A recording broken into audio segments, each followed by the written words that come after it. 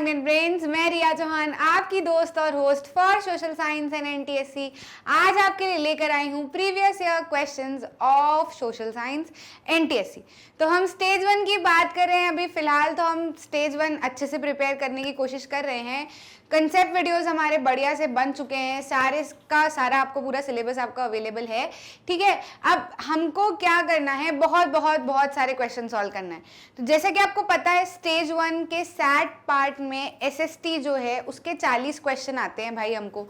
ठीक, तो हम क्या कर रहे हैं, पूरे के पूरे पेपर उठा रहे हैं ऑफ पर्टिकुलर ईयर्स। अब एक ईयर के अंदर हमको बहुत सारे पेपर्स मिल जाएंगे स्टेज 1 के, क्योंकि बहुत सारी स्टेट्स अपने अपने पेपर कंडक्ट करवाती है।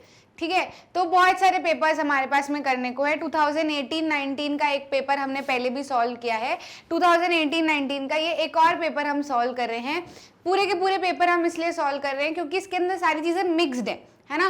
पूरा ओवरऑल सोशल साइंस आपको इसके अंदर अवेलेबल रहेगा और कैसे क्वेश्चन डायरेक्ट एग्जाम में पूछे जाते हैं इसका को समझ बनेगी, है ना। सिर्फ अगर टुकड़ों टुकड़ों में क्वेश्चन करेंगे तो फिर हमें समझ ही नहीं आएगा। हम एक ही टॉपिक में से तो कर लेंगे, लेकिन जब वही चीज मिक्स में आएगी तो हम सॉल्व नहीं कर पाएंगे। इसलिए अच्छा है कि हम क्या करें, मिक्स में एकदम सारे क्वेश्चन सॉल्व कर लें, पूरे का पूरे सिलेबस भी हमारा क्वेश्चन के साथ में कवर होते जाएगा। पहले क्वेश्चन की बात करें। अच्छा, एक और छोटी सी टिप जो मैं हमेशा प्रीवियस ईयर क्वेश्चन सॉल्व कराने के पहले आपको बताती हूँ कि क्वेश्चन देखने के पहले घबराना नहीं बन रहा है तो भी नहीं घबराना। वैसे मैक्सिमम ये देखा गया है कि वो जो वीडियोस हमने कवर किए हैं वो सब सफिशिएंट है। बहुत सारे के सारे प्रीवियस ईयर से हमने यही कंक्लूजन निकाला है कि मैक्सिमम कंटेंट उसी में से पूछा गया है ना। तो कोशिश ये करो कि वो वीडियोस अच्छे से सारी की सारी कंप्लीट कर लो आप। NTSC SAT social science part में प्लेलिस्ट में आपको मिल जाएगी, ऑरेंज कलर का थंबनेल आपको दिखेगा, बहुत सारी वीडियोस है उसमें, उनको कवर कर लेना अच्छे से, तो आपका मैक्सिमम पार्ट कवर हो जाएगा। फिर भी मान लो कि अगर देखते से क्वेश्चन एकदम क्लिक नहीं हो रहा है आपको कि यार पता नहीं क्या है, 1 नहीं हो रहा, 2 नहीं हो रहा, 3 नहीं हो रहा, तो ऐसे घबराना नहीं कि मेरे से तो बनेगा ही नहीं, ऐसा नहीं करना है ना। क्वेश्चन मैं आपको इसीलिए सॉल्व करवा रही हूँ ताकि आप एग्जाम में जाके घबराओ नहीं। अभी आपको नहीं बनेगा चलेगा, लेकिन मेरे बताने के बाद में आपको आ जाना चाहिए प्रिपेयर करना या फिर आंसर। अभी ये मान लो ये फर्स्ट क्वेश्चन है, मान लो इसका आंसर आपको नहीं पता, कोई बात नहीं, पढ़ लो समझ लो क्या आंसर है। अब अगली बार अगर ये क्वेश्चन कहीं पे पूछा जाता है तो फिर आंसर अपने को पता होना चाहिए, इतना हमको इस वीडियो से करना है। क्लियर। पहले क्वेश्चन की बात कर लेते हैं। The Harappan towns and cities were divided into large blocks. हम पढ़ के आए ना, इंडस वैली सिविलाइजेशन वाला वीडियो हमने बनाया था कि हरप्पन टाउन्स और सिटीज जो है वो हमको एकदम सोफिस्टिकेटेड, एकदम बढ़िया सी ऑर्गेनाइज्ड सिटीज देखने को मिली थी, है ना। जब आर्कियोलॉजिस्ट ने वापस से स्टडी की पूरे एरिया की तो उनको पता चला कि पूरा का पूरा सेटलमेंट बना हुआ था वहां पे, तो बहुत हजार सालों पहले ही। ठीक है, फिर उसको सारा का सारा समझने की जब कोशिश की तो ऐसे पता चला कि मतलब जैसे अपने यहाँ पे अभी हम देखते हैं ना कि ऐसे चौराहे में अब गलियां बनने लगी है, ऐसा ठीक है, ताकि इधर से भी लिंक हो जाए, इधर से भी लिंक हो जाए, इधर से भी लिंक हो जाए, ऐसे व्यवस्थित सारे के सारे ब्लॉक हमारे बने होते हैं ना आजकल। ऐसे पूरा इंजीनियरिंग से ऑर्गेनाइज करवाते हैं, पूरा का पूरा हम देखते हैं, मैप बनवाते हैं।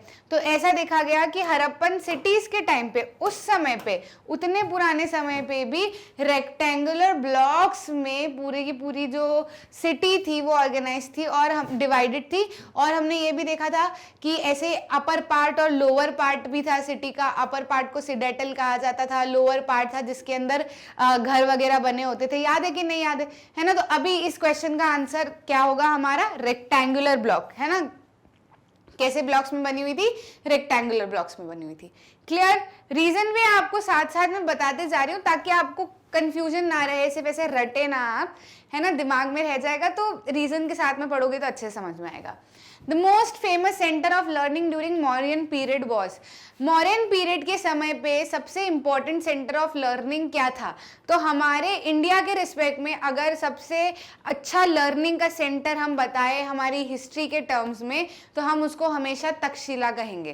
क्या कहेंगे, तक्षशिला। और इवन मौर्यन डायनेस्टी के समय पे तक्षशिला को एज अ कैपिटल भी अडॉप्ट किया था। फिर यहाँ पर बड़ी बड़ी यूनिवर्सिटीज भी बनाई थी और बहुत दूर दूर के लोग यहाँ पर आकर पढ़ा पढ़ा करते थे, है ना। यहाँ पे लाइब्रेरीज वगैरह भी सब कुछ बहुत अच्छी थी और एकदम जो पुराना एक तरीका होता था शिक्षा का, उस तरीके से एकदम वो गुरु शिष्य पद्धति के साथ में चीज़ों को पढ़ाया जाता था, समझाया जाता था और बहुत सारे यहाँ के निकले हुए बच्चों ने एक्सेल किया है लाइफ में अलग अलग कंट्रीज में, ठीक है। तो Takshashila was the most famous centre of learning during the Mauryan period. Mauryan period Chandragupta Maurya के द्वारा शुरू किया गया था, है ना। और फिर तक्षशिला को बाद में एज अ सेंटर या कैपिटल भी इंक्लूड कर लिया था फॉर द मौर्यन डायनेस्टी।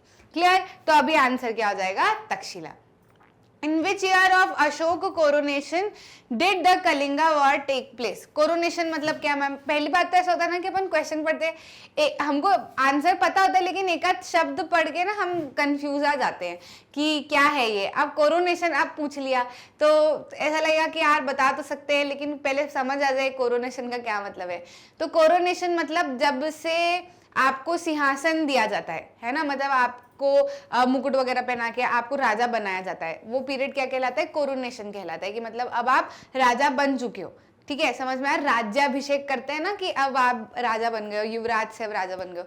तो अशोका को राजा बनाया गया, यानी कि उनका कोरोनेशन किया गया कि अब से ये राजा है। कोरोनेशन क्यों बोलते हैं, क्राउन पहनाना, है ना, क्राउन, क्राउन से कोरोनेशन ऐसा। तो क्राउन जब पहनाया अशोका को, उसके कितने साल बाद जो है वो कलिंगा वॉर हुआ था, क्योंकि कलिंग वॉर के बाद ही अशोक को ऐसा अंदर से लगने लगा था कि मुझे अब वॉर नहीं लड़ना, मुझे अब राजा नहीं ये सब नहीं करना है, मुझे क्या करना है, मुझे स्पिरिचुअलिज्म की तरफ जाना है ना। उन्होंने फिर बुद्धिज्म भी अडॉप्ट किया था। याद आ रहा है कि नहीं आ रहा है, पढ़ा है हमने ये सब, है ना। तो यहाँ पे पूछा जा रहा है कि कितने सालों बाद, अशोका के राज्याभिषेक के कितने सालों बाद कलिंग वॉर हुआ था।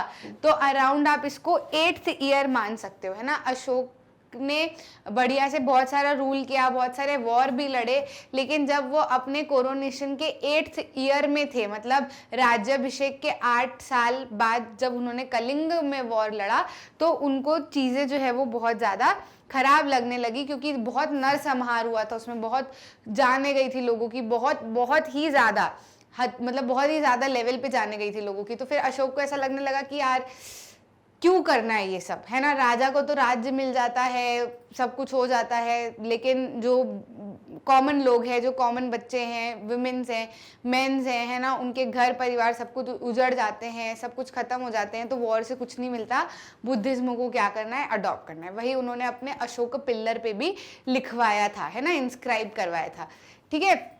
तो इसका आंसर तो हमारा क्या हो जाएगा, 8th year. Who built the stupa of Sanchi? इतनी बार ये क्वेश्चन पूछा है, बिल्कुल। स्तूपा और सांची तो मतलब एनटीएससी वालों का फेवरेट एक जगह हो सकती है ना। ऐसे पूछते हैं स्तूपा और सांची कब बना था, कहाँ पे बना है, कौन से स्टेट में बना है, कौन सी सिटी में बना है ना, किसने बनाया था, तो ये सब ये पूछा करते हैं। तो स्तूपा और सांची की तो पूरी की पूरी आप डिटेल लेके रख लेना। अभी तक जितने प्रीवियस ईयर क्वेश्चन है, एक भी पेपर ऐसा नहीं गया जिसके अंदर सांची स्तूपा के बारे में बात ना की गई हो, ठीक। तो किसने बनाया था स्तूपा और सांची? अशोक ने बनाया था। किसने बनाया था? अशोक ने बनाया था। अब जरा कमेंट्स में बताओ कि कहाँ पे है, कहाँ पे है जगह, अब आपको बतानी है। The founder of Vijayanagar kingdom, ये भी बहुत इंपॉर्टेंट क्वेश्चन है, काफी बार पूछा जाता है। विजयनगर किंगडम जो है वो अपना किधर आता है, साउथ साइड में, है ना, साउथ साइड में आता है, डेक्कन साइड में। उसके बाद से ही बहुत सारे किंगडम जो है वो शुरू हुए थे, ठीक है। तो ये भी हम पढ़ के आए। विजयनगर किंगडम किसने बनाया था? हरिहर और भुक्का, भुक्का भी कहा जाता है या फिर बुक्कारिया भी कहा जाता है, ठीक है। तो ये वाला क्वेश्चन भी पहले प्रीवियस ईयर क्वेश्चन में आ चुका है ना। पूरी कहानी भी हमने इसकी पढ़ी थी। तो आंसर क्या हो जाएगा, both A and B. Clear. Taj Mahal is located, कहाँ पे है भैया ताजमहल? अब ये तो नहीं बता रही मैं, फतेहपुर सिकरी में, दिल्ली में, आगरा में है, कहाँ है बताओ जरा ताजमहल, है ना। ये क्वेश्चन फिर अपन ऐसे सॉल्व करने लगे तो फिर हमारा बहुत सारा कुछ छूट जाएगा। आता होगा यार, ठीक है। ताजमहल कहाँ पे है ये जरा कमेंट्स में बताना, मुझे दिखने चाहिए आंसर्स कमेंट्स में, है ना। ऐसे पढ़ पढ़ के मत निकल जाना, आंसर बताना अच्छे से कमेंट्स में। इंटरेक्टिव रहोगे पूरे के पूरे सेशन के टाइम पे तो दिमाग में क्वेश्चन भी बैठेंगे, अलर्ट भी रहेगा, मजा भी आएगा कि चलो ढूंढते हैं कहाँ पे क्या है, मैम ने निकालने को बोला, पहले ढूंढ के बताओ, ढूंढ के बताओगे तो कोई दिक्कत नहीं है, एक बार खुद से ढूंढ लोगे ना तो याद भी रह जाएगा। क्वेश्चन नंबर 7 की बात कर लेते हैं। At where Britishers establish the first factory in Bengal. Bengal में ब्रिटिशर्स ने सबसे पहली फैक्ट्री कहाँ पे बनाई थी? तो हमको पता है कि सबसे पहली फैक्ट्रीज कुछ जो है वो एक तो बंगाल में बनी थी और एक कहाँ पे बनी थी, महाराष्ट्र में बनी थी, है ना, या फिर कहा जाए तो मुंबई कह सकते हो आप, है ना। कहाँ पे बनी थी? बॉम्बे में बनी थी, या महाराष्ट्र, जो भी स्टेट के हिसाब से अगर आप देखना चाहो तो बंगाल में कौन सी मिल बनाई थी? बंगाल में बनाई थी जूट मिल, है ना। इसके ऊपर मैंने एक शॉर्ट्स बनाया है और बहुत सारी बार आपको बताया है कि क्या कारण थे किस मिल को बनाने के, है ना। बंगाल में बनाई थी जूट मिल, बॉम्बे में बनाई थी कॉटन मिल।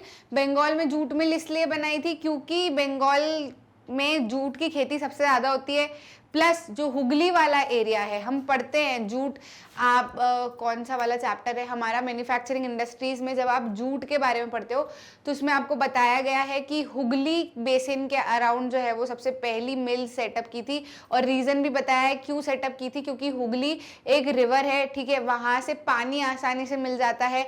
जूट की खेती करने के लिए बहुत सारे पानी की ज़रूरत पड़ती है ना, और वहाँ का जो एरिया है वो काफ़ी ज़्यादा सूटेबल है फॉर द ग्रोथ, और हाँ, for the growth of jute, ठीक है। तो हुगली बेसिन के अराउंड पे जूट की मिल जो है वो बनाई गई थी, कहाँ पे? बंगाल में, है ना। तो यहाँ पे क्या पूछ रहे हैं?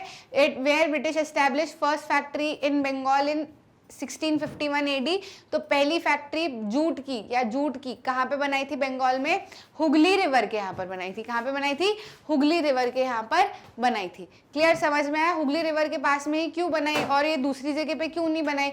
हुगली रिवर के पास में इसलिए बनाई क्योंकि जूट को पानी की बहुत ज़्यादा ज़रूरत लगती है। अब रिवर से दूर कहीं पे बनाएंगे तो फिर पानी का ट्रांसपोर्टेशन देखना पड़ेगा ना, कि कहाँ से मतलब उसका जुगाड़ करना पड़ेगा। इससे अच्छा रिवर के पास में ही बना लो, तो वहीं के वहीं काम हो जाएगा, है ना, कॉस्ट वगैरह बचेगी। ऐसे ही मिल्स वगैरह सेटअप करते हैं ना, हम पढ़ के आए। ऐसे ही बॉम्बे में कॉटन मिल क्यों बनाई थी? क्योंकि बॉम्बे की सॉइल, महाराष्ट्र की सॉइल ब्लैक सॉइल है, और ब्लैक सॉइल में सबसे अच्छा कॉटन बनता है, और जहाँ पर रॉ मटेरियल आसानी से मिल जाता है वहीं पे मिल बनाई जाती है। ऐसे ही यहाँ पर आप मैं आपको जगत का पूरा बता रही हूँ, लेकिन मिल यहाँ पे क्यों बताई ये नहीं बताया। तो मिल यहाँ पे इसलिए बनाई है क्योंकि जितनी आसानी से रॉ मटेरियल जितना पास मिलेगा वहीं पे मिल बनाना इस प्रॉफिटेबल। क्योंकि अगर आप मिल कहीं दूर बना रहे हो, बहुत दूर बना रहे हो, रॉ मटेरियल कहीं और बन रहा है और मिल बहुत दूर है, तो ऐसे में आपको रॉ मटेरियल को मिल तक पहुंचाने में भी पैसा खर्च करना पड़ेगा। इससे अच्छा पास ही में बनाओ, है ना। तो पास ही में अगर बनाओगे तो आपको वहीं के वहीं रॉ मटेरियल मिल जाएगा, ट्रांसपोर्टेशन खर्चा भी बच जाएगा। आंसर क्या हो जाएगा? Hooghly. Who is associated with the policy of doctrine of lapse? Doctrine of lapse की पॉलिसी से कौन एसोसिएटेड है? तो डॉक्ट्रीन ऑफ लैप्स क्या होता है मैम? डॉक्ट्रीन ऑफ लैप्स को आप समझ सकते हो, बहुत ही इन शॉर्ट प्रिसाइज में बताती हूँ, ऐसे ज़्यादा अपने को डीप में नहीं जाना।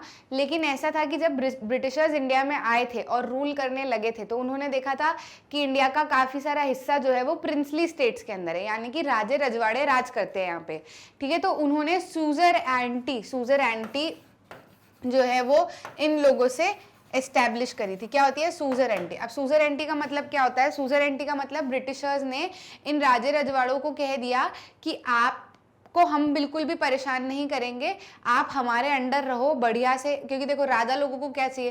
राजा लोगों को अपनी इमेज चाहिए, राजा लोगों को ठप्पे चाहिए, राजा लोगों को अपनी इज्जत चाहिए, राजा लोग हमेशा राज करना ही चाहते हैं, ये मेन मोटिव होता है राजा लोगों का, ठीक है। तो ब्रिटिशर्स ने देख लिया कि राजा लोग क्या चाहते हैं, राजा लोग चाहते हैं कि इनका राजपाट बना रहे, है ना। तो राजा लोगों से पटा के रखो। अगर राजा लोगों से पटा के रख लिया तो ये जो राजा है ये अपनी प्रजा को कभी भी हमसे लड़ने नहीं देंगे। अगर इनकी प्रजा हमसे लड़ने भी आएगी तो राजा इनको रोक लेंगे, है ना। तो राजा से दोस्ती करके रखो। तो इसको क्या कहा इन्होंने? सूजर एंटी, यानी कि ब्रिटिशर्स के साथ में थोड़ा बहुत हाथ मिला लिया कि चलो अपन साथ में रहेंगे, और ऐसा वैसा थोड़ा बहुत इज्जत मान सम्मान दे देते, राजा लोग इतने में खुश हो जाते, है ना। क्योंकि राजा लोगों को क्या चाहिए? अपना राजपाट बने रहना चाहिए, ठीक है। तो सूजर एंटी की बात यहाँ पर की गई है। अब डॉक्ट्रिन ऑफ लैप्स में ऐसा कहा गया कि अगर किसी राजा का बेटा नहीं है ना, यानी कि राजा का बेटा नहीं है, या फिर राजा का बेटा आने वाला राजा बनने से पहले ही अगर मर गया है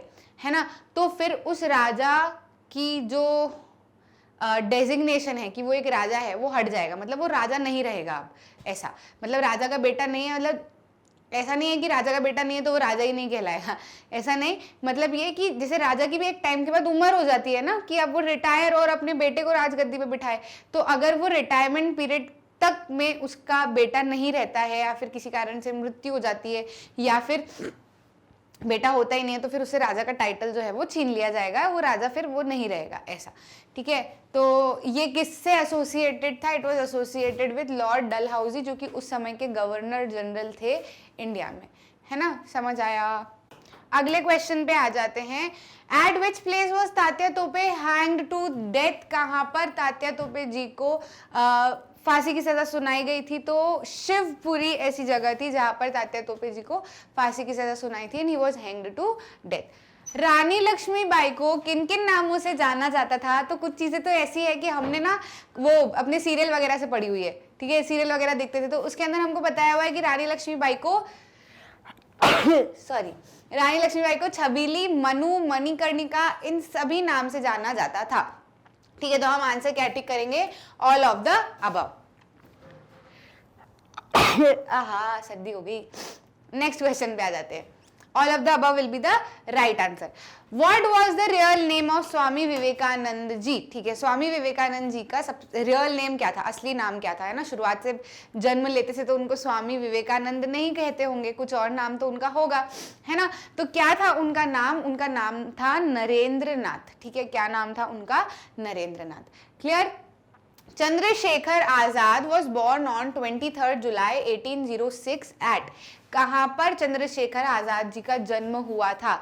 तो उनका जन्म जो है वो हुआ था झाबुआ में। कहां पे हुआ था? झाबुआ में। ठीक है, इट इज अ प्लेस। हाँ, अभी आप यही याद रखो, ठीक है, 23 जुलाई 1806, Chandrashekhar Azad. Who gave the title of Mahatma to Gandhi ji? है ना, हम कहते हैं ना महात्मा गांधी, है ना, तो ऐसे तो उनका नाम कुछ और था, मोहनदास करमचंद गांधी उनका नाम था। तो फिर महात्मा टर्म जो है वो उनको किसने दी? महात्मा टर्म गांधी जी को दी थी रविंद्रनाथ टैगोर जी ने। किसने दी थी? रविंद्रनाथ टैगोर जी ने। The credit of merger of states in India goes to, India में जो स्टेट्स को मर्ज किया गया उसका क्रेडिट किसको जाता है? उसका क्रेडिट किसको जाता है? तो उसका क्रेडिट जाता है सरदार वल्लभ भाई पटेल जी को। किसको जाता है? सरदार वल्लभ भाई पटेल जी को। क्योंकि मैंने अभी आपको सूजर एंटी समझाई ना, तो सूजर एंटी के कारण ऐसा हो रहा था कि प्रिंसली स्टेट्स को तो ब्रिटिशर्स ने बड़ा चढ़ा रखा था कि हाँ हाँ हाँ आप प्रिंस ही रहो, आप राजा ही रहो। लेकिन अब अगर इंडिपेंडेंस होता है या इंडिपेंडेंट होती है तो उसके अंदर राजा वाजा तो कुछ रहेगा नहीं, हमने तो डेमोक्रेसी अडॉप्ट करनी थी। तो राजा लोग अब बिल्कुल भी नहीं चाहते थे कि इंडिया इंडिपेंडेंट हो, है ना। और ब्रिटिशर्स ने कह दिया था कि राजा लोगों की इच्छा, अगर वो चाहे तो इंडिया में मर्ज हो जाए, नहीं तो वो इंडिया से अलग हो जाए। तो सरदार वल्लभ भाई पटेल जी ने बोला कि ऐसा तो चलेगा ही नहीं, मर्ज हो जाए, इनकी इच्छा के ऊपर थोड़े ना काम चलेगा, ऐसे तो इंडिया के कितने टुकड़े हो जाएंगे, है ना। तो फिर उन्होंने बोला कि या तो राजा लोग अपनी मर्जी से इंडिया में मर्ज हो जाए, यानी कि ऐसा कह दे कि हाँ हम इंडिया में ही रहेंगे, या फिर उनको हम मार कूट के इंडिया में रखेंगे मतलब रखना तो है ही, मतलब या तो फिर फोर्स यूज की जाएगी, लेकिन रहना तो इंडिया में ही है, टुकड़े तो नहीं होंगे, है ना। तो ये क्रेडिट किसको जाता है? सरदार वल्लभ भाई पटेल जी को। When was the Constitution of India adopted? India का कॉन्स्टिट्यूशन कब अडॉप्ट किया गया? तो देखो यहाँ पर आपको 26 जनवरी 1950 भी है, 26 जनवरी 26 नवंबर 1949 भी है ना। तो ये डेट्स का देखो ऐसा है कि इंडिया का कॉन्स्टिट्यूशन हमने बेसिकली कब अडॉप्ट कर लिया था? हमने बेसिकली अडॉप्ट कर लिया जब आप प्रियम्बल देखते हो ना, प्रियम्बल में जब आप शुरुआत की लास्ट वाली लाइंस पढ़ोगे तो उसमें आपको दिखेगा कि वो ऐसा कहते हैं कि हम अपने आप को ये कॉन्स्टिट्यूशन देते हैं, है ना, ऑन 26 नवंबर 1949। तो मतलब हमारा कॉन्स्टिट्यूशन का पूरा काम वगैरह सब 26 नवंबर 1949 को हो गया था और हमने अपने आप को ये कॉन्स्टिट्यूशन भी दे दिया था। लेकिन हम एक इसका पुराना किस्सा है कि 26 जनवरी 1930 में लाहौर सेशन के समय पे जवाहरलाल नेहरू जी को बड़ा गुस्सा आया और उन्होंने इस दिन पूर्ण स्वराज की शपथ ली थी। उन्होंने बोला था कि बस बहुत हो गया, अब हम इन ब्रिटिशर से कुछ नहीं मांगेंगे, अब हमको चाहिए कंप्लीट इंडिपेंडेंस, है ना। उन्होंने बोला था 26 जनवरी 1930 को कंप्लीट इंडिपेंडेंस की हम डिमांड पूरी तरीके से करेंगे और हमारा देश आज़ाद होगा। लेकिन ऐसा कुछ तो हो नहीं पाया। तो उसी चीज़ को कोमेमोरेट करने के लिए, एक मेमोरी बनाए रखने के लिए कि हमने 1930 में ऐसा सोचा था और आज देखो 1949 में हमारा कॉन्स्टिट्यूशन भी बन गया, तो क्यों ना 26 जनवरी को ही थोड़ा मतलब 1-2 महीने और रुक लिया जाए और 26 जनवरी 1950 को हम इसको सेलिब्रेट करें और अपने आप को रिपब्लिक उस दिन घोषित करें। तो बेसिकली अगर कॉन्स्टिट्यूशन ऑफ इंडिया अडॉप्ट होने की डेट आए तो आपको लिखना है 26 नवंबर 1949। बाकी किस दिन हम रिपब्लिक डे सेलिब्रेट करते हैं तो उसमें आप 26 जनवरी 1950 भी लिख सकते हो। The resources are those things which, resources कौन सी चीज़ें होती हैं? तो रिसोर्सेज वो चीज़ें होती है जो कि हमारी ज़रूरतों को सेटिस्फाई करती है, साथ ही साथ में स्पेसिफिक ऑब्जेक्टिव को फुलफिल करती है और हमारे ह्यूमन वेलफेयर के लिए ज़रूरी होती है। तो ये सारी चीज़ें क्या होती है? रिसोर्सेज होते हैं। ये हमने अच्छे से रिसोर्सेज एंड डेवलपमेंट वाले चैप्टर में पढ़ा है, that is of 10th class. The meaning of resource conservation is, resource conservation का मतलब क्या है? रिसोर्स कंजर्व करना मतलब रिसोर्सेस को बचाना है ना, और रिसोर्स को मिसयूज करने से रोकना। ठीक है, तो रिसोर्स कंजर्वेशन का मतलब क्या हो जाएगा? Prevent misuse of resources. No use of resources resource conservation है क्या? ऐसा तो चल ही नहीं सकता, यूज तो हमको करना ही है ना। टू कीप रिसोर्सेज रिजर्व मतलब रिसोर्सेज को बचा के रखना, ठीक है, या उसका रिजर्व या स्टॉक बना लेना, ऐसा भी नहीं है। हमको कुछ नहीं करना है, हमको मिसयूज रोकना है। यूज भी करो, सब कुछ करो, आप उसको बिल्कुल यूज में लेकर आओ, लेकिन उसका मिसयूज नहीं करना, मतलब बेफालतू फजूल का हमको यूज करके उसको खराब नहीं करना, जितना जरूरत है उतना यूज करना है ना। Prevent misuse of resources. ठीक है, the major natural hazard of India is, India में मेजर नेचुरल हजार्ड क्या है ना, मतलब क्या दिक्कत होती है मेजरली? क्या इंडिया में अधिकतर फ्रीक्वेंटली अर्थक्वेक आते हैं, या ड्रॉट होता है, या फ्लड आता है, या वॉल्केनो आता है? तो देखो अर्थक्वेक और वॉल्केनो तो आपको इंडिया में फ्रीक्वेंटली आते हुए नहीं दिखेंगे, है ना। फ्लड जरूर आते हुए दिखता है, ड्रॉट भी, हमको सूखा भी पड़ जाता है। फ्रीक्वेंटली अगर कुछ पड़ता है तो वो सूखा पड़ता है। ठीक है, क्या पड़ता है? सूखा पड़ता है एकदम, मतलब पानी की कमी हो जाती है बहुत ज़्यादा, है ना, फ्रीक्वेंटली गर्मियों में, फिर खेती वगैरह सब कुछ सूख जाती है, अधिकतर एरियाज में ऐसा होता है। Kaziranga national park is located in, काफ़ी बार पूछा गया है, रट लो एकदम, घोट के पी जाओ। काजीरंगा नेशनल पार्क जो है वो असम में है। ठीक है, suitable soil for crop cotton production, cotton production के लिए कौन सी सॉइल सूटेबल है? इसका जवाब मैं आपको नहीं बता रही, इसका जवाब आप ही को बताना है। वैसे तो टिक हो जाता है इसके अंदर, पर फिर भी आपको कमेंट से बताना है कि कौन सी सॉइल कॉटन प्रोडक्शन के लिए सूटेबल होती है। अभी थोड़ी देर पहले भी मैंने आपको आंसर बताया था जब हम मिल्स की बात कर रहे थे। ठीक, father of green revolution is, green revolution के फादर कौन है? तो यहाँ पर जो नाम दिए हैं ना, ये ऑल ओवर द वर्ल्ड के हिसाब से बताया गया है कि जिसने पूरे वर्ल्ड में सबसे पहले ग्रीन रिवॉल्यूशन शुरू किया था, है ना, तो उनका नाम था नॉर्मन। ये भी कई सारी बार पूछा गया है ना, कई सारी बार पूछा गया है। नॉर्मन ने ग्रीन रिवॉल्यूशन की शुरुआत की थी कि खेती जो है वो बहुत सारी जगह पे होती है, तो क्यों ना इसको थोड़ा सा टेक्निकल वे में और आगे ले जाया जाए, है ना। तो नॉर्मन ने इसकी शुरुआत की थी। लेकिन अगर इंडिया की टर्म्स में पूछें, ऑल ओवर द वर्ल्ड जब नॉर्मन ने इसकी शुरुआत की तो हवा जो है वो उड़ते उड़ते इंडिया तक भी आई। तो जो इंडिया में साइंटिस्ट थे अबाउट एग्रीकल्चर और ये सब, तो उनको भी रियलाइज हुआ कि क्यों ना इंडिया में भी किया जाए, है ना। तो फिर उन्होंने इंडिया में भी ग्रीन रिवॉल्यूशन की शुरुआत की थी। तो इंडिया में ग्रीन रिवॉल्यूशन की शुरुआत किसने की थी वो नाम आपको बताना है। हम पुराने कई सारे एमसीक्यूज में उनकी बात कर चुके हैं, और अभी ऑल ओवर द वर्ल्ड में ग्रीन रिवॉल्यूशन की हम बात करें तो the answer is Norman. Yellow revolution is related to, yellow revolution किससे रिलेटेड है? तो ग्रीन रिवॉल्यूशन अपना एग्रीकल्चर से रिलेटेड हो गया, एग्रीकल्चर में मतलब जो फूड से रिलेटेड हो गया, ठीक है। ऑयल सीड से रिलेटेड जो रिवॉल्यूशन होता है उसको येलो रिवॉल्यूशन कहते हैं। फिश या एक्वेटिक लाइफ का जो रिवॉल्यूशन होता है उसको ब्लू रिवॉल्यूशन कहते हैं, है ना। अपना मिल्क डेयरी जो है उसका रिवॉल्यूशन जो लाया गया था उसको वाइट रिवॉल्यूशन कहते हैं। तो ऐसे कुछ नाम आप याद रख लेना। येलो रिवॉल्यूशन किसको कहते हैं? ऑयल सीड प्रोडक्शन का जो रिवॉल्यूशन आया था उसको येलो रिवॉल्यूशन कहा जाता है। खरीफ क्रॉप्स कौन कौन सी होती है? तो रबी और खरीफ मैंने आपको याद करवाया था कि रबी क्रॉप में हमेशा याद रखना वीट आती है। कौन सी आती है? वीट आती है। और खरीफ क्रॉप जो है उसके अंदर राइस आती है, ठीक है। तो यहाँ पर हमको राइस जो है वो एक ही में दिख रही है, ये रही, और उसके साथ में मिलेट मेज जो है वो फ्री है, ठीक है, तो खरीफ क्रॉप क्या हो जाएगी हमारी, राइस, मिलेट एंड मेज। मेटेलिक मिनरल इज, इनमें से कौन सा मिनरल मेटेलिक मिनरल है, मतलब ऐसा मिनरल जिसके अंदर मेटल पाया जाता है। तो आयरन है जिसमें मेटल पाया जाता है, कोल में तो कोई मेटल पाया ही नहीं जाता, मिक्का भी मेटेलिक नहीं है, डायमंड भी नहीं है ना, तो आयरन ही बच रहा है ऐसे तो। और वैसे भी हमको पता है कि आयरन ही ऐसा मिनरल है जिसमें मेटल पाया जाता है। आयरन खुद एक मेटल है ना, लश्चरस होता है, बजाते तो आवाज आती है ना, बहुत सारे कैरेक्टरिस्टिक होते हैं। Which type is not included in iron ore? इनमें से कौन सा टाइप आयरन ओर में इंक्लूडेड नहीं है, हेमेटाइट, मैग्नेटाइट, लाइमोनाइट एंड लिग्नाइट। ये लिग्नाइट किसी दूसरे का बच्चा नहीं दिख रहा है ना, लिग्नाइट हम किस में पढ़ते हैं जरा बताना तो, कोल में पढ़ते हैं ना, है ना, मतलब पढ़ते हैं ना हम लिग्नाइट कहीं और, याद आ रहा है कि नहीं आ रहा है, ठीक है। तो हेमेटाइट, मैग्नेटाइट और लाइमोनाइट जो है वो तो आयरन ओर के है टाइप्स, लेकिन लिग्नाइट जो है वो आयरन ओर का टाइप नहीं है। Which is not a part of public distribution system? इनमें से कौन सा पब्लिक डिस्ट्रीब्यूशन सिस्टम का पार्ट नहीं है। अच्छा, पब्लिक डिस्ट्रीब्यूशन सिस्टम क्या होता है मैम, पब्लिक डिस्ट्रीब्यूशन सिस्टम एक ऐसा डिस्ट्रीब्यूशन सिस्टम है जो हर स्टेट का होता है, पब्लिक फैसिलिटीज के लिए काम करता है कि लोगों को पब्लिक सर्विसेज जो है वो आसानी से मिल जाए, ठीक है। तो ये पब्लिक डिस्ट्रीब्यूशन सिस्टम में क्या क्या आता है क्या क्या नहीं आता है ये हमको बताना है, अभी हमको नहीं आता है वो बताना है, ठीक है।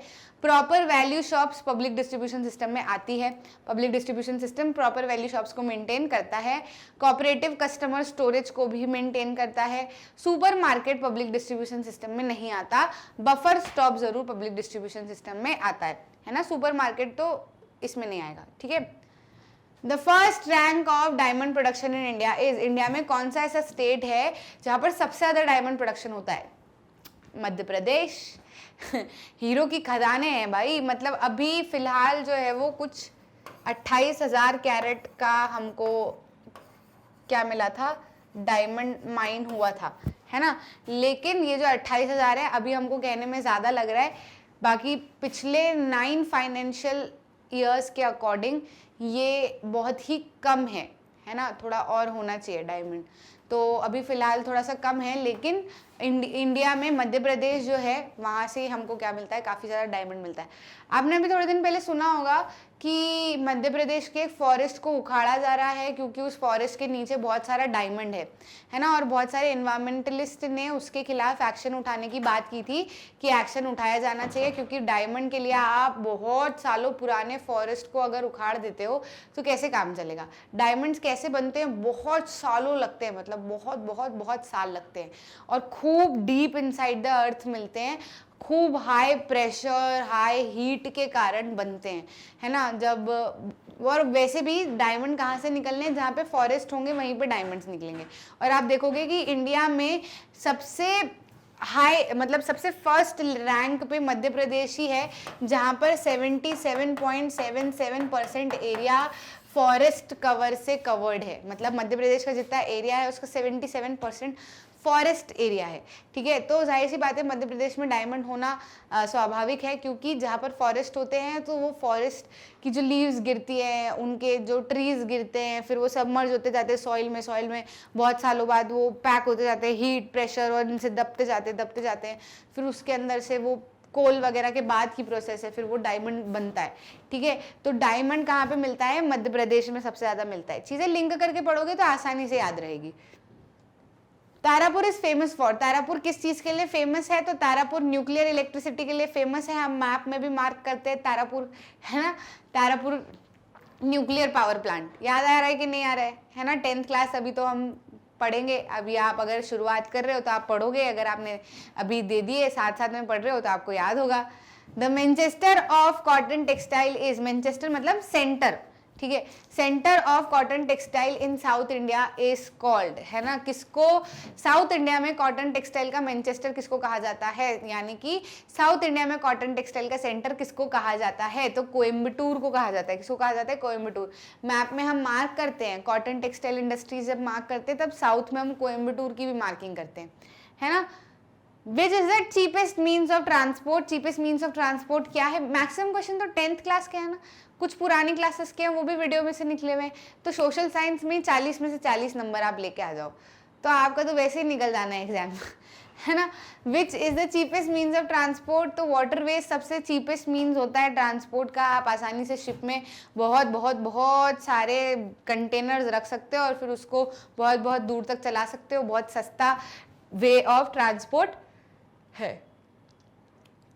Which countries parliament is treated as the mother of world parliament, world parliament की मदर, माँ किसको कहा जाता है? तो वर्ल्ड पार्लियामेंट की मदर जो है वो ब्रिटेन को कहा जाता है। क्यों कहा जाता है? एक बर्मिंघम में एक स्पीच दी थी ब्रिटेन के एक पॉलिटिशियन ने जिनका नाम जॉन था, है ना। तो वो कहते हैं कि ब्रिटेन या फिर England is the mother of world parliament, यानी कि वर्ल्ड में जितनी भी पार्लियामेंट्स बनी हैं उनकी माँ जो है वो ब्रिटेन की पार्लियामेंट है। क्यों ऐसा? क्योंकि शुरुआत से ही, मतलब जहाँ पर कंट्रीज में डेमोक्रेसी नहीं आई थी उसके पहले ब्रिटेन ने काफ़ी ज़्यादा कंट्रीज को कॉलोनाइज कर रखा था।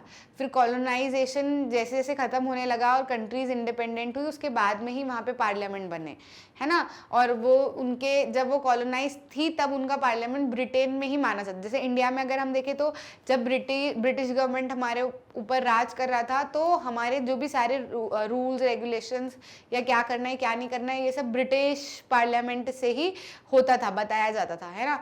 तो अगर हमारी पार्लियामेंट बाद में बनी है तो मे बी पॉसिबल कह सकते हैं ना कि हमारी पार्लियामेंट की माँ जो है वो ब्रिटेन की पार्लियामेंट है। तो ऐसा हम नहीं कह रहे, ऐसा कौन कह रहा था? जो वहाँ के पॉलिटिशियन हैं जॉन, उनका ऐसा कहना है, ठीक है। तो Britain will be the right answer. Who protects the constitution, constitution को कौन प्रोटेक्ट करता है? तो कॉन्स्टिट्यूशन को जुडिशरी प्रोटेक्ट करता है ना। न्यायालय, जो हमारा न्यायालय है, जुडिशरी है, जुडिशियल सिस्टम है, वो कॉन्स्टिट्यूशन के साथ में छेड़छाड़ी बिल्कुल भी नहीं करने देता। तो judiciary is the one that protects the constitution. From which country did we adopt fundamental rights, fundamental rights हमने कौन सी कंट्री से लिए? हमने बहुत सारी चीज़ें अलग अलग कंट्री से लिए। फेडरलिज्म कहीं और से लिया है, फंडामेंटल राइट्स कहीं और से लिए है, बहुत सारी चीज़ें हैं जो हमने अलग अलग कंट्री से, मतलब जब कॉन्स्टिट्यूशन बन रहा था तब अलग अलग कंट्रीज़ को देखा हमने कि ये ऐसी चीज़ अडॉप्ट करते हैं, ऐसी चीज़ अडॉप्ट करते हैं, तो हमको क्या करना चाहिए क्या नहीं करना चाहिए, ऐसा। तो हमने उसमें जो फंडामेंटल राइट, हमारे कॉन्स्टिट्यूशन में जो फंडामेंटल राइट हमने अडॉप्ट किया है वो किससे लिया है? यूएसए से लिया है। यूएसए में फंडामेंटल राइट्स का एक प्रोविजन है, तो हमको अच्छा लगा, हमने बोला ये तो होना चाहिए हमारे देश में, तो हमने भी रख लिया। How long can an ordinance remain in force, एक ऑर्डिनेंस कब तक फोर्स में रह सकता है? तो ordinance can remain in force for 6 months. 6 months ordinance मतलब क्या? एक ऑर्डर, ठीक है, एक ऑर्डर जो कि दिया जाता है फ्रॉम, मतलब जो कि पूरा हमारा लेजिस्लेचर वगैरह होता है ना, इनमें जो चीज़ें डिसाइड होती है फिर वहाँ से ऑर्डिनेंस बनता है, ऑर्डिनेंस लेके भेजा जाता है, एक ऑर्डर दिया जाता है, ठीक है। तो ये करीब 6 महीने तक चल सकता है, after that it will get expired. The quorum requirement for a meeting in the Rajya Sabha is, Rajya Sabha की मीटिंग के लिए quorum रिक्वायरमेंट क्या होती है? quorum का मतलब क्या होता है? quorum मतलब कोई सी भी मीटिंग अटेंड करने के लिए मिनिमम रिक्वायरमेंट, है ना, कि इतने लोग तो होने चाहिए, उसके बाद में मीटिंग चलेगी, ऐसा। उससे ज़्यादा भी हुए तो चलेगा लेकिन उससे कम नहीं होने चाहिए। तो जो quorum रिक्वायरमेंट है वो होती है 10% ऑफ द टोटल मेंबर्स, ठीक है। तो ऑफ द टोटल मेंबर्स यानी कि राज्यसभा में टोटल मेंबर्स कितने हैं? 245। तो 245 का अगर हम 10% निकालते हैं तो दैट विल बी अराउंड 25, ठीक है। तो 25 मेंबर्स हमारे होने चाहिए राज्यसभा में, तभी मीटिंग प्रोसीड कर सकती है। The main function of foreign exchange bank is, foreign exchange bank का मेन फंक्शन क्या होता है? मेन फंक्शन उनका एक्सचेंज ऑफ मनी होता है। क्या होता है? एक्सचेंज ऑफ मनी होता है। वो क्या करते हैं? मनी का एक्सचेंज करते हैं, मतलब जो हमारी करेंसी है फिर हमको अगर यूएस की करेंसी में एक्सचेंज करना है तो ये काम कौन करता है? फॉरेन एक्सचेंज बैंक करते हैं, ठीक है। Agmark security icon is, Agmark security icon किस पे लगा होता है? तो एगमार्क सिक्योरिटी आइकन जो है वो एग्रीकल्चर, एगमार्क एग्रीकल्चर, एजी ऐसा लग रहा है, इसे आप याद कर सकते हो, ठीक है। तो एगमार्क किसके ऊपर लगा होता है? एग्रीकल्चरल प्रोडक्ट्स के लिए होता है। ज्वेलरी के लिए आप बताना कि कौन सा हम आइकन लगाते हैं, ठीक है, कि क्या बोलते हैं हम उसको। Employment is provided in the national rural employment guarantee scheme, NREGA या मनरेगा से जो national rural employment guarantee scheme निकाली गई है उससे एम्प्लॉयमेंट कितने दिन का गारंटीड है? तो एम्प्लॉयमेंट जो गारंटीड है वो करीब 100 डेज का एम्प्लॉयमेंट गारंटीड है। ऐसे लोगों को जो काम करने के काबिल है, जो काम करना चाहते हैं, जिनको काम की ज़रूरत है, उनको ऐसा बोला गया कि आपको करीब 365 दिन में से 100 दिन का एम्प्लॉयमेंट तो गारंटी दिया जाएगा। अगर नहीं दे पाती है सरकार तो फिर वो आपको अलावेंस देगी, उतना पैसा जो है वो आपको देगी। ठीक है, तो 100 डेज आ जाएगा। Expansion of market is supported by, एक मार्केट का एक्सपांशन यानी कि मार्केट की बढ़ोतरी कब होती है? जब मीन्स ऑफ ट्रांसपोर्टेशन अच्छा होता है, मीन्स ऑफ कम्युनिकेशन अच्छा होता है, बैंक और फाइनेंशियल इंस्टीट्यूशन वहाँ पे बने होते हैं। तो ऑल ऑफ द अबव, अगर ये सारी चीज़ें रहेगी तो जाहिर सी बात है मार्केट और ज़्यादा फैलते जाएगा, है ना। लास्ट क्वेश्चन पे आ जाते हैं। World Trade Organization has been established in the year, कौन से साल में वर्ल्ड ट्रेड ऑर्गेनाइजेशन बना था? तो वो बना था 1995। हम 10th क्लास में लिबरलाइजेशन के बाद में जो वर्ल्ड ट्रेड ऑर्गेनाइजेशन के बारे में पढ़ते हैं उसमें हमको बताया गया है। मैंने स्लाइड में भी आपको ईयर के हिसाब से चीज़ें बताई थी, ठीक है, तो बढ़िया से हमने उसके अंदर पढ़ा था। 1995 में वर्ल्ड ट्रेड ऑर्गेनाइजेशन को एस्टैब्लिश किया गया था। क्लियर है, समझ में आया? तो यहाँ पे खत्म होते हैं हमारे previous year questions of the year 2018-19 part 2। I hope आपको अच्छे से समझ में आए हैं, रीज़न समझ में आया है और बढ़िया से आपके दिमाग में रिटेन रहा है। अब अगली बार आपको भूलना नहीं है, अभी नहीं आया, नहीं बना तो कोई प्रॉब्लम नहीं है, ठीक है। और इनको दिमाग में रखते रहना, ऐसा ज़रूरी नहीं कि कहीं पे लिख के रखो या कुछ, पढ़ोगे तो हमेशा याद रह जाएंगे। एक दो बार पढ़ लिया तो फिर आप वैसे ही नहीं भूलोगे, MCQs है क्योंकि, है ना। और फिर आपने जब कंसेप्ट वीडियोस अच्छे से देख रखी है तो फिर तो कोई दिक्कत ही नहीं है, ठीक। इसी तरीके से वीडियोस जो है वो आपको मैग्नेट ब्रेन्स की ऑफिशियल वेबसाइट पे, यूट्यूब पे, मैग्नेट ब्रेन्स के ऐप पे, हर जगह एकदम फ्री ऑफ कॉस्ट अवेलेबल है। शुरुआत से आखिरी तक हम आपको सारे एग्जाम्स में एक्सेल करवाने में मदद करते हैं। तो आप कहीं मत जाइए, मैग्नेट ब्रेन्स पे बने रहिए। अच्छा लगा तो लाइक करना, शेयर करना अपने दोस्तों के साथ में, और चैनल को सब्सक्राइब जरूर करना। प्रीवियस ईयर क्वेश्चन और भी बहुत सारे अवेलेबल है और भी बहुत सारे आपको मिलते रहेंगे। सो स्टे ट्यून्ड, मिलते हैं अगले वीडियो में।